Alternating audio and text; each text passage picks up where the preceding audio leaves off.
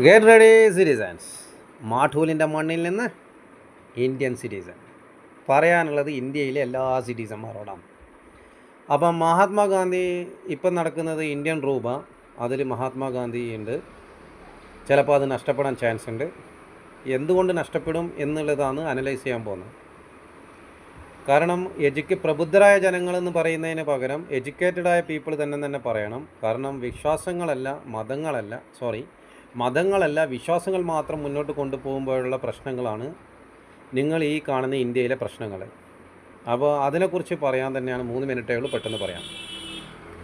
അപ്പോൾ മഹാത്മാഗാന്ധിയാണ് ഇന്ത്യക്ക് സ്വാതന്ത്ര്യം നേടിക്കൊടുത്തതെന്നുള്ള ഒരു രീതിയിലും ഇതിനെ എതിർക്കാൻ വീർ സവർക്കറായ അല്ലെങ്കിൽ BJP അല്ലെങ്കിൽ RSS അല്ലെങ്കിൽ ധർമ്മം ആ ടീം എല്ലാവരും കൂടി ഒരുമിച്ചിട്ട് എന്തുകൊണ്ട് ഇതിനെ എതിർക്കുന്നു എന്ന് കാണാം.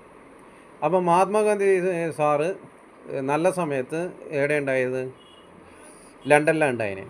അപ്പോൾ ലണ്ടനിൽ ഉണ്ടായെന്ന് പറയുന്ന സമയത്ത് 22 വയസ്സ് ഉണ്ടോ, 22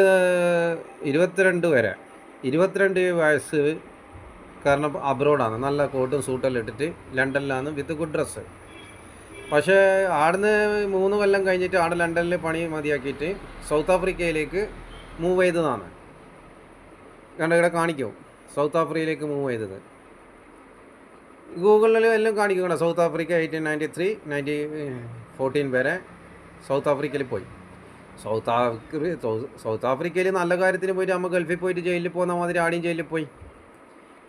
പിന്നെ ജയിലിൽ പോയിട്ട് ഇറങ്ങിയതിന് ശേഷം ആടെ ഇന്ത്യക്കാരൻ്റെ സ്വഭാവം എടുത്തിട്ട് അവിടുത്തെ കാര്യങ്ങളെല്ലാം ആയിട്ട് അവിടെ നേതാവായി. എല്ലാം കഴിഞ്ഞിട്ട് എവിടത്തേക്ക് വന്ന് 46 വയസ്സിൽ ഇന്ത്യയിലേക്ക് വന്നത്.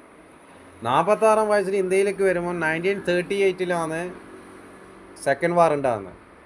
ആ സെക്കൻഡ് വാറിൽ തിരൂരിലെ ട്രാജഡിയും മലബാർ ലഹളയും അല്ലെങ്കിൽ കുറേ ആൾക്കാരുടെ ജീവനും നഷ്ടപ്പെട്ടിട്ടാണ് മഹാത്മാഗാന്ധിയെ പറയേണ്ട.